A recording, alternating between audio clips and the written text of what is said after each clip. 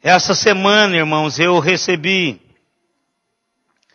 um e-mail de um pastor fazendo uma reflexão sobre Gideão. E eu pensei, eu preciso de ler um pouquinho de Gideão, para que a história de Gideão volte à minha memória novamente. E eu queria compartilhar com os irmãos, em parte, das ideias que aquele irmão compartilhou sobre a vida de Gideão. E que estão claras aqui no texto de Juízes, capítulo 8, verso 22 a 35. E que servem como princípios para as nossas vidas.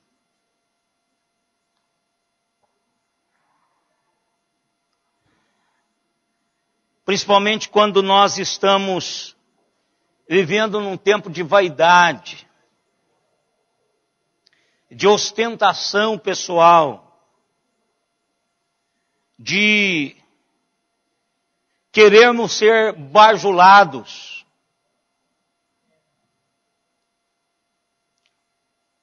Quando a vida parece que tem mais a ver com a importância que as pessoas dão a cada um de nós. Gerente do banco, chefe na empresa. Quantas pessoas gostam de mim no pastorado? Como é que eu sou tratado? Então esse texto é um texto que vai mostrar-nos que é duro terminar bem. E eu tenho a impressão que o impacto dessa reflexão na vida dos mais jovens não será tão grande quanto na vida daqueles que já passaram dos 40 e 50 anos.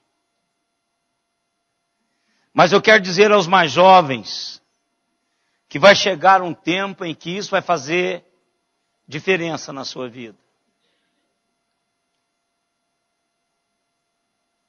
Vamos ler o texto, irmãos.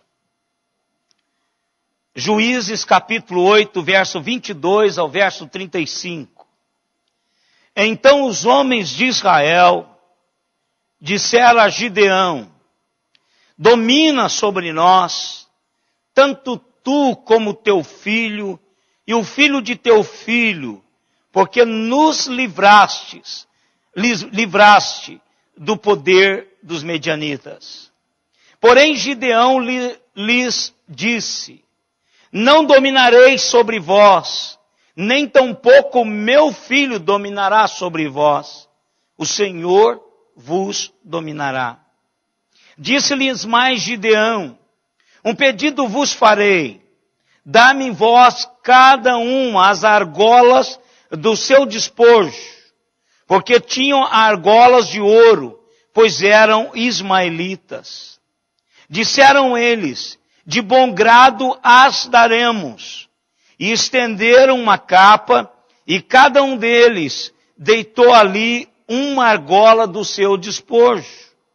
O peso das argolas de ouro que pediu foram 1.700 ciclos de ouro. Afora os ornamentos em forma de meia-lua, as arrecadas e as vestes de púrpura que traziam os reis dos medianitas. E afora os ornamentos que os camelos traziam ao pescoço. Desse peso fez Gideão uma estola sacerdotal e a pôs na sua cidade, em Ofra. E todo Israel se prostituiu ali após ela. a estola veio a ser um laço a Gideão e a sua casa. Assim foram abatidos os medianitas diante dos filhos de Israel e nunca mais levantaram a cabeça. E ficou a terra em paz durante 40 anos nos dias de Gideão. Retirou-se Jerubaal, filho de Joás, e habitou em sua casa. Teve Gideão 70 filhos, todos provindos dele, porque tinham muitas mulheres. E a sua concubina, que estava em Siquém, lhe deu também à luz um filho, e ele pôs por nome Abimeleque. Faleceu Gideão, filho de Joás, em boa velhice, e foi sepultado no sepulcro de Joás, seu pai, em Ofra dos Abiezeritas. Morto Gideão, tornaram a prostituir-se os filhos de Israel, após os Baalins, e puseram Baal-Berite por Deus. Os filhos de Israel não se lembraram do Senhor seu Deus, que os livrara do poder de todos os seus inimigos ao redor, nem usaram de benevolência com a casa de Jerubaal, a saber, Gideão, segundo todo o bem que ele fizera a Israel. Vamos orar, queridos. Deus amado, nós queremos agradecer o Senhor pelo momento das nossas vidas. Por tudo quanto o Senhor tem nos dado a bênção de usufruir. No estágio em que nós estamos em todos os compartimentos da nossa caminhada. Quero louvar o Senhor pelo momento precioso que o Senhor tem nos dado enquanto igreja. Quero louvar o Senhor pelo momento precioso que o Senhor tem nos dado enquanto país. Um momento de decisão presidencial, um momento de decisão governamental, um momento de renovo na Câmara dos Deputados, no Senado, na Câmara Estadual. Te louvamos, ó Deus, por este privilégio que nós temos de livremente exercermos o voto, o nosso direito de escolha. Queremos louvar o Senhor também pela maneira como o Senhor tem falado aos nossos corações nesse tempo de profunda necessidade de aproximarmos do Senhor. Queremos agradecer o Senhor, porque nesse tempo extraordinário, o Senhor quer dar-nos uma perspectiva igualmente extraordinária daquilo que o Senhor quer fazer em nós e através de nós nesse tempo. Por isso, ó Pai, nós rogamos ao Senhor que o Senhor venha e fale aos nossos corações nessa noite. Desafie-nos, Senhor, para fazermos com que a nossa vida seja exatamente o reflexo da nossa caminhada com o Senhor. E que isto seja até aquele dia quando encontraremos com o Senhor e o Senhor nos dará as boas-vindas ao teu reino, dizendo: filho bom e fiel, fostes fiel no pouco, sobre o muito te colocarei. Pai querido, essa é a nossa oração. Ajude-nos, ó Deus, a terminarmos bem. Tenha misericórdia de nós. Dê-nos, ó Deus, a consciência de que essa caminhada é uma caminhada longa, que dura toda a existência. Ajude-nos até aquele dia maravilhoso, quando toda essa batalha aqui terminar. Em nome de Jesus. Amém, Senhor. Amém. Professor, doutor J. Robert Clinton, professor de seminário de Fuller, na Califórnia, Pasadena, fez um estudo da liderança masculina na Bíblia e descobriu que muitos dos homens abençoados por Deus, chamados para um trabalho especial, que receberam do Senhor todos os recursos para exercer um ministério que iria fazer a diferença na vida do seu povo, falharam. Somente 30% terminaram bem. Isso era tão preocupante, irmãos, e tem que ser tão preocupante para mim e para você, que o apóstolo Paulo, ao escrever aos Coríntios, ele escreve no capítulo 9 da sua primeira carta, no capítulo 27, mostrando um medo de não terminar bem. Paulo diz que temo que depois de pregar a outro, seja eu mesmo desqualificado.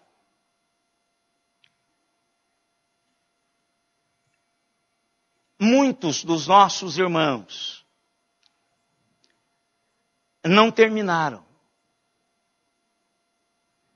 E eu quero dizer para os irmãos com tristeza no coração, muitos dos que estão aqui nesta noite não vão terminar.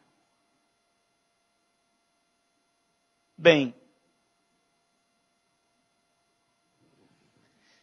não é palavra profética. É uma palavra de experiência pastoral. Pessoas que recebem de Deus uma visitação especial, têm a consciência disto, trabalham essa realidade nas suas vidas, até pregam, até testemunham acerca dessa experiência. Mas apesar da sua profissão de fé, uma fé que ele professa ter, uma realidade espiritual que ele professa ter construído na presença do Senhor, essas pessoas desistem do Senhor em determinado momento das suas vidas. Capítulo 8 de Juízes nos coloca cara a cara com essa realidade. E assim como nós estudamos alguns heróis da Bíblia, e a gente constrói na nossa mente esses homens, mas nós não buscamos, de fato, aprofundarmos na vida desses homens para entendermos que esses homens podem ter um momento heróico na vida, mas não manteve isto.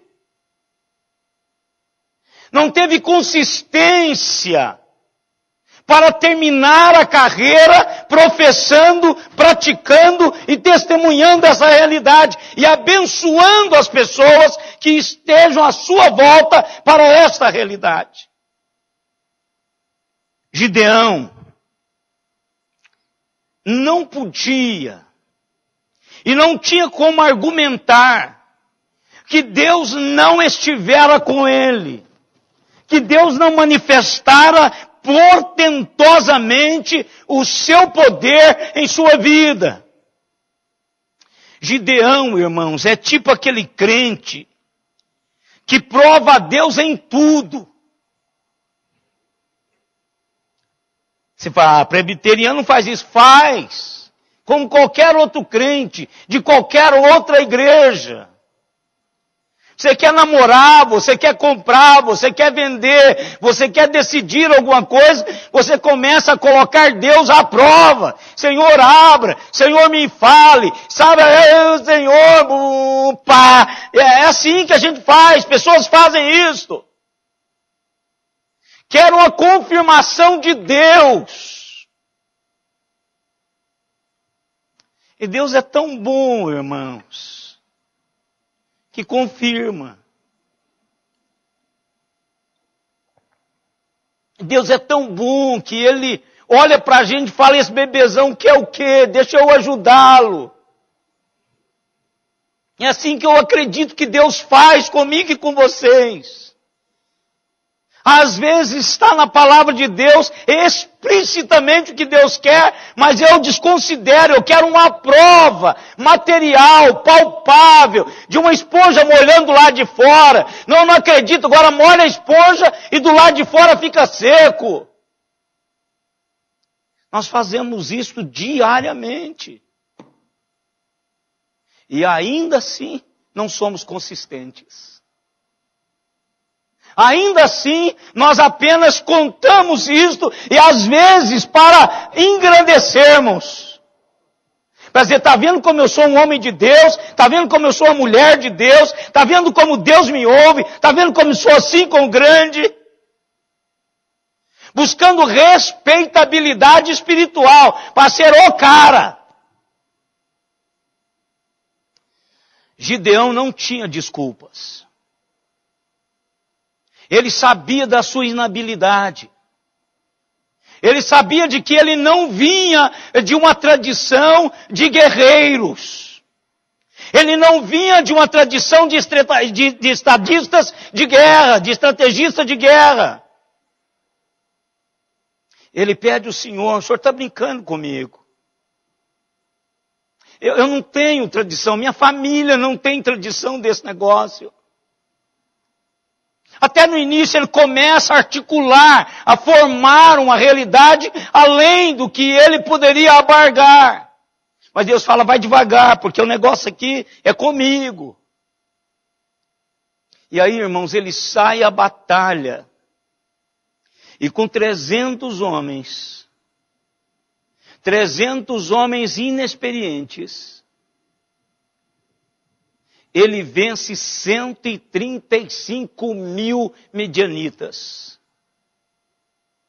Irmãos, eu teria chegado em casa, como eu faço com muitas coisas do Senhor, que eu tenho certeza que não tem nada a ver comigo e tudo a ver com o Senhor. Eu digo, oh Deus, isso é do Senhor. Eu sei que é do Senhor. Não tem nada a ver comigo, não tem nada a ver com habilidade, não tem nada a ver com experiência, não tem nada a ver comigo. E isso é inegavelmente, indiscutivelmente do Senhor. Gideão não poderia dizer outra coisa, irmãos. Gideão ganhou essa batalha por causa do Senhor. O Senhor foi bom com Gideão. O Senhor deu a Gideão esta vitória. Mas Gideão não tinha consistência. Aí eu quero dizer para os irmãos, a sua experiência com Deus só será validada se tiver realidades existenciais através da sua existência por toda a sua vida. Senão, é como pular de jump. Hein? Bungee jump. Aquela emoção, aquele frio na barriga, mas acabou. Acabou. É aquele arrepio da alma, mas não tem nada a ver com o meu dia a dia. É aquela vitória que você diz, essa casa aqui foi o Senhor que me deu, esse curso foi o Senhor que me deu, e daí?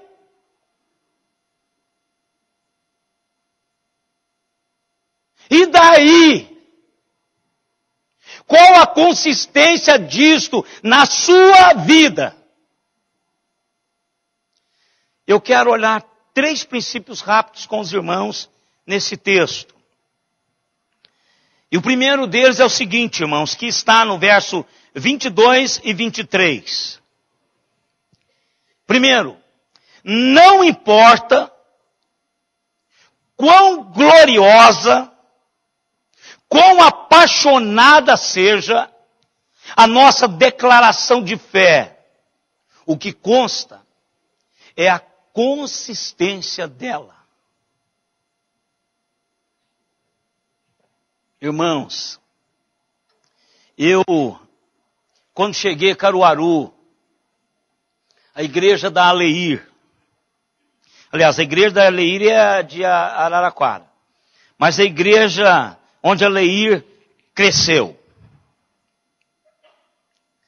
tinha um trabalho que nós apoiamos de recuperação de drogados no Recife. E nós levamos uma turma daquelas para dar testemunho. Você lembra disso? Hospedaram lá em casa, aquela turma de ex-tudo. A turma lá em casa. E eu vi aqueles testemunhos apaixonados. E algum tempo atrás, a última vez que eu fui ao Recife, eu encontrei com o pastor.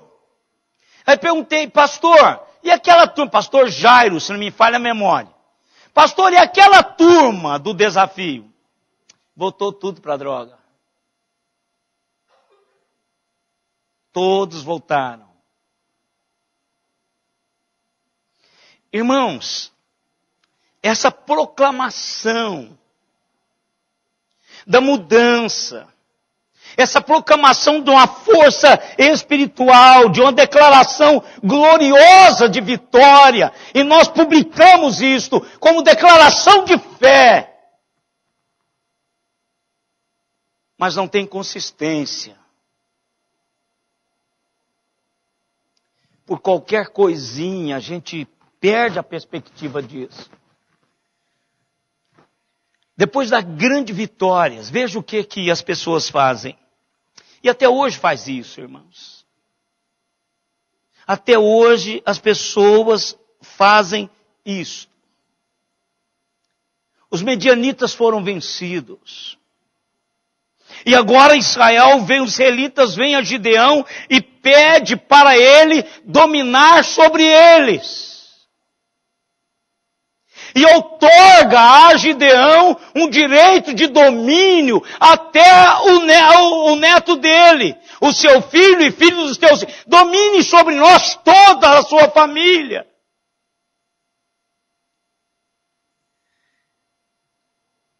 Irmãos, os israelitas estavam atribuindo a honra da vitória a Gideão. Estavam buscando, dizendo, a igreja cresceu, as pessoas foram trabalhadas, governe sobre nós.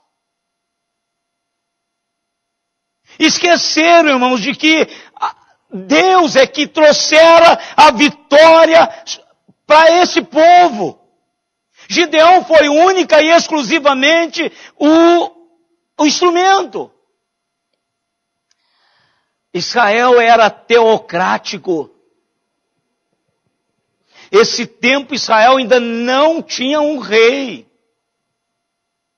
Era Deus que governava o seu povo através de um homem que Deus escolhia, e esse homem era a representação de Deus no meio desse povo. Esse povo já tinha alguém que o dominava, que era o Senhor, que governava sobre ele. Eles precisavam era de reconhecê-lo como rei das suas vidas. Eles não precisavam de nenhum governante. Mas Gideão faz uma declaração de fé fantástica. Ele deu uma resposta clara, inequívoca. Não dominarei sobre vós, nem tampouco meu filho dominará sobre vós. O Senhor vos dominará. Que declaração fantástica. Fico apaixonado por isso. Mas só que não tinha consistência essa declaração. Não tinha consistência. Um comentarista chamado Ralph Daly, Ralph Davis, ele falando sobre Juízes, e especificamente sobre esse texto, ele diz o seguinte: a maioria dos cristãos sabe que é uma luta Uma luta tornar a nossa teologia em prática. Fazemos com que aquilo que nós professamos torne-se em prática. Ele diz que isso é algo difícil e é um perigo para todos nós, que depois de sermos usados por Deus, de algum modo, declarando humildade pelas vitórias de Deus, nós acalentamos o nosso orgulho, o nosso egoísmo na prática. Eu disse, não, meu irmão, isso é Deus, tal. Aí depois eu digo, você viu o que eu fiz? Quer dizer, teoricamente, há um posicionamento de piedade, de humildade, mas na praxis existencial, no trato da vida, do dia a dia, nós somos orgulhosos por aquilo que fazemos e queremos ser bajulados por aquilo que nós fazemos. O problema pode ser que é mais fácil honrar a Deus visivelmente, em alguma ação corajosa, em um tempo de emergência, do que honrá-lo constantemente, no usual, na vida cotidiana, que requer um tipo diferente de coragem. É muito mais fácil em púlpito dizermos um punhado de coisa com relação ao Senhor, mas no particular, nós não somos bem assim. A corrida não é de curta distância. A corrida é uma maratona. Eu e vocês somos convocados por Deus para esta caminhada. Então a minha profissão de fé, a minha declaração de fé tem que ter consistência, porque senão não vai suportar. Segunda realidade, nenhuma quantia de boas intenções é bastante para compensar quando eu piso fora do projeto da vontade de Deus para a minha vida.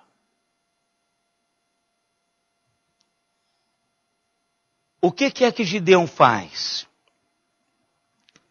Gideão não aceita a realeza. Gideão não aceita dominar sobre o povo.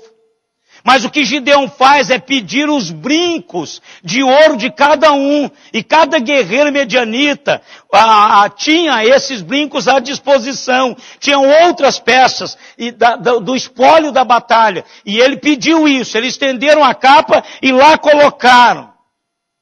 Só em brincos, 18 quilos de ouro.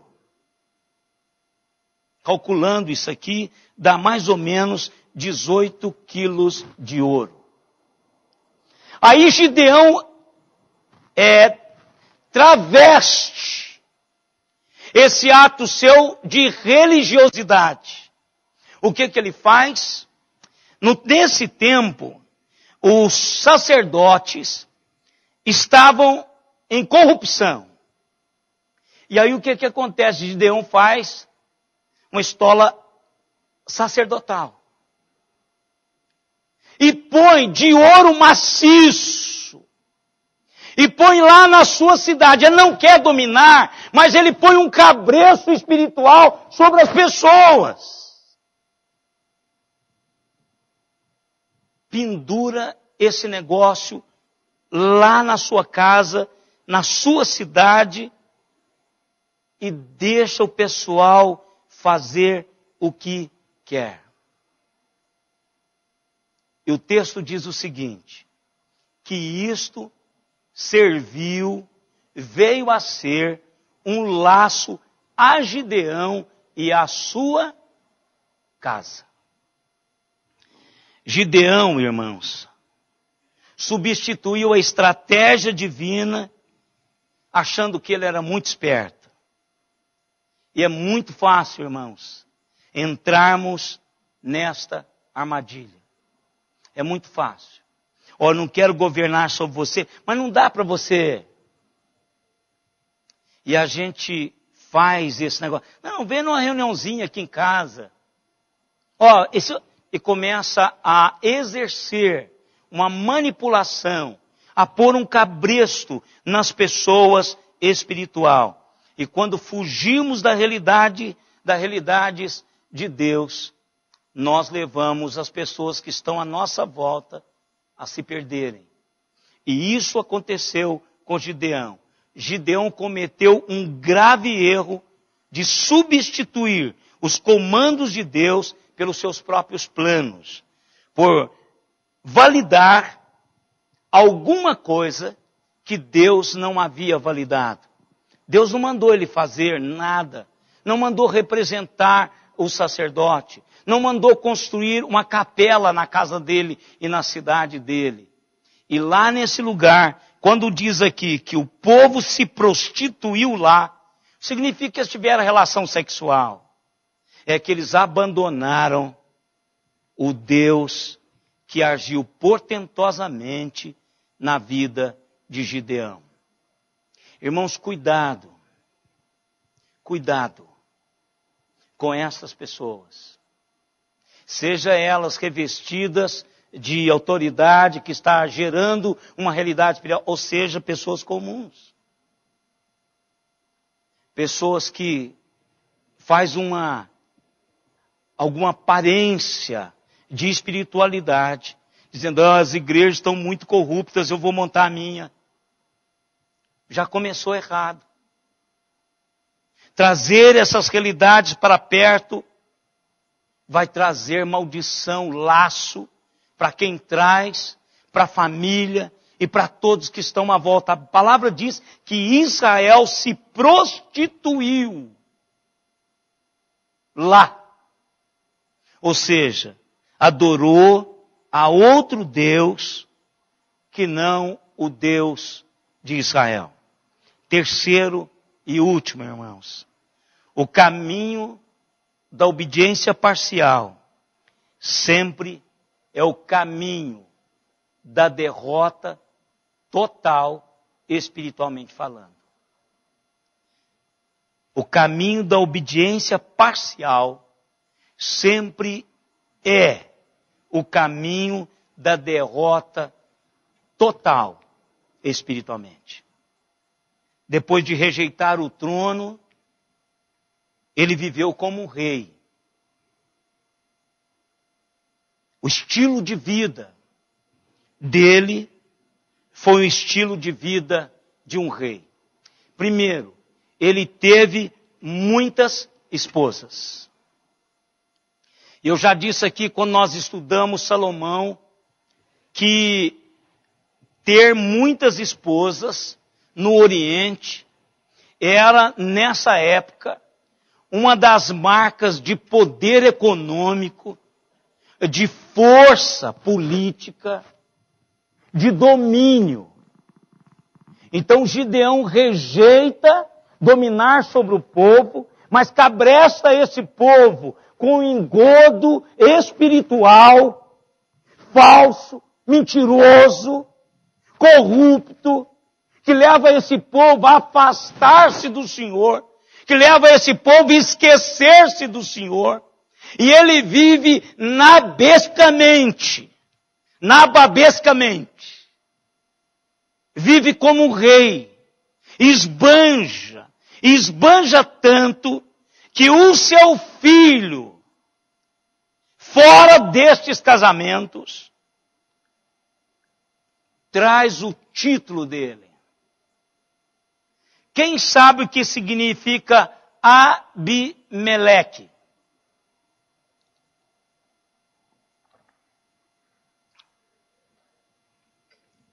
Gideão diz que não queria ser rei,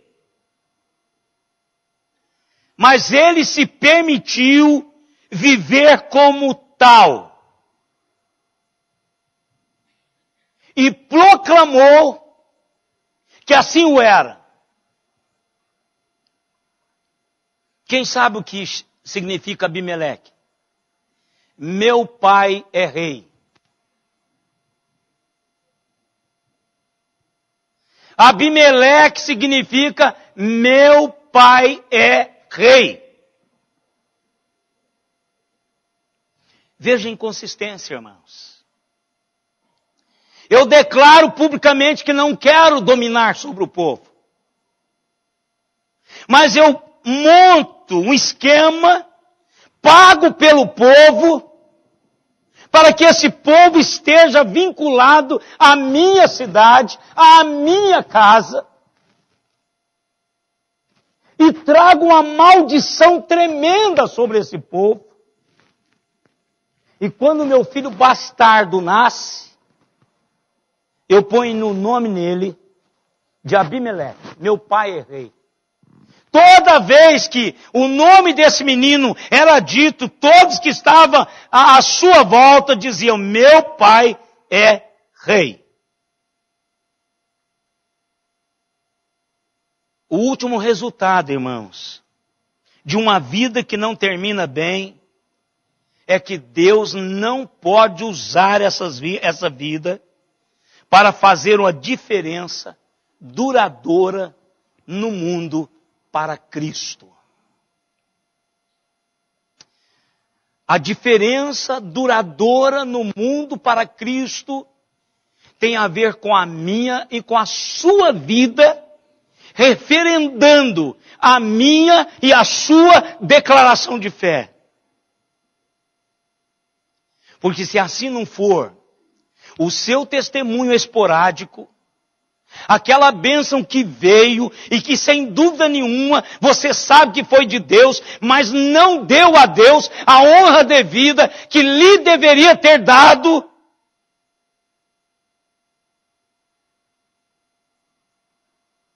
não vai durar. Não vai durar, irmãos. Eu sempre olho para a vida da seguinte maneira. Nada do que eu estou construindo vai permanecer. Exceto o que é para a eternidade. Então a minha responsabilidade é estar envolvido de tal maneira no projeto de Deus, para que as realidades duradouras de Deus, duradouras através da sua igreja, através dos testemunhos das pessoas que caminham, que vivem, que ouvem e ouvirão, acerca da vida vivida com Deus, da minha vida vivida com Deus, produz o que Deus quer produzir na vida dela, mesmo depois que eu for embora. O texto diz assim, morreu Gideão, como todos os homens, que terminaram bem ou que terminaram mal. Morreu e foi sepultado, teve um túmulo, colocou lá. Mas os filhos de Israel não se lembraram do Senhor, o seu Deus, que os livrara do poder de todos os seus inimigos ao redor. Nem usaram de benevolência com a casa de Jerubaal, que era o Gideão, segundo todo o bem que lhe fizeram. Irmãos, o que adiantou esse homem passar 40 anos sendo juiz desse povo? Não ficou nada. Eu não quero que vocês se lembrem de mim. Eu quero que vocês se lembrem do Deus que eu represento. Se não tiver, irmãos, consistência, aquilo que nós cremos, será apenas uma passagem. E o mundo continuará pior do que nós pegamos.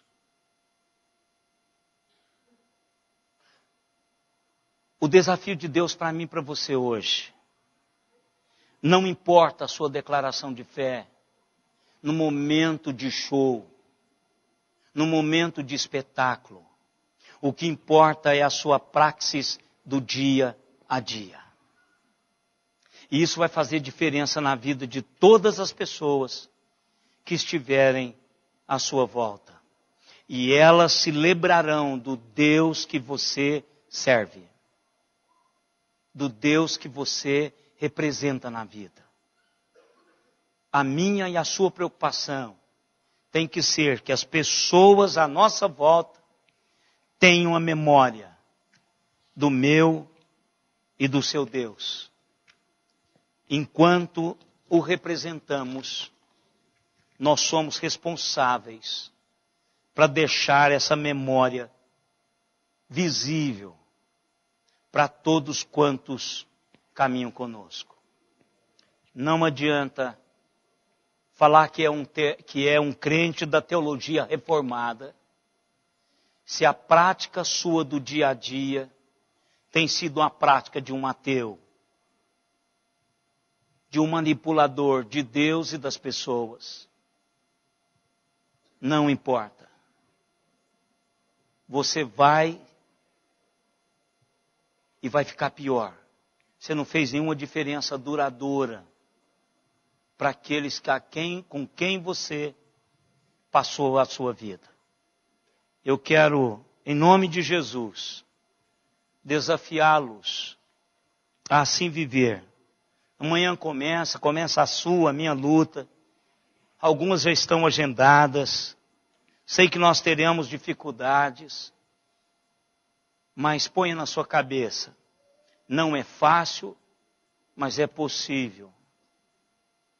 Paulo diz, completei a carreira, guardei a fé, já agora a coroa da justiça me está preparada, a qual o reto juiz me dará naquele dia, não somente a mim, mas a todos quantos amam a sua vinda. Tem gente chegando lá, queridos. Muita gente chegando lá. Eu e vocês somos desafiados para lá também chegar. Vá para a academia espiritual e fortaleça esses músculos. Eu achei legal, eu acho que já é várias vezes que não tem um site do treineiro, do treineiro no vestibulando, que concorre os carros, e aí a cabeça do pré-vestibulando sai a um tampo assim, e o cérebro dele vá para essa academia. Começa a sua musculação espiritual. Dê consistência a esse negócio aí. Leia a Bíblia e ora. Foi isso que eu aprendi hoje de manhã com o grupo de teatro. Ore e leia a Bíblia. Isso vai dar a você fortaleza espiritual. Não fique só com essa comida aqui. Leia a sua Bíblia amanhã. Ore, peça a Deus consistência. Deus, eu preciso de um tempo com o Senhor mais profundo. Eu preciso de estreitar a nossa caminhada, o nosso relacionamento. Gaste um tempo com Deus. Levante mais cedo. Durma um pouco mais cedo para você ter disposição de levantar. Faça um tempo com Deus, custe o que custar. Mas melhore essa musculação. Porque é isso que vai contar. É isso que vai contar. Se você ficar sarado com seus músculos aparentes, não vai adiantar nada. Vai apodrecer. Eu te dou essa péssima notícia. Vai virar pó esse negócio. E se você envelhecer e parar com isso, vai virar uma pelanca que você nem imagina. Agora o espiritual vai durar para sempre. E você vai impactar as pessoas que vão estar à sua volta. Deus quer fazer o que Ele pretende fazer em mim, em você e através de nós. Irmãos, nós tivemos 53 conexões. 23 em Araraquara, 5 em Ribeirão Preto, 3 em Recife, 3 em Franca, 2 em Campinas, 2 em São José dos Campos, 2, São José dos Campos, 2, Campo Grande, 2, Campina Grande, 2, Porto Alegre, 2, Aracaju, 1, Jundiaí, 1, Rio Claro, 1, São Carlos, 1, Inglaterra, Peterborough,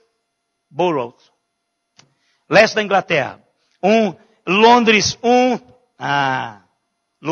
Beira 1, Contagem 1, Itu 1. Que Deus abençoe a vida de todos vocês. Ô Kevin.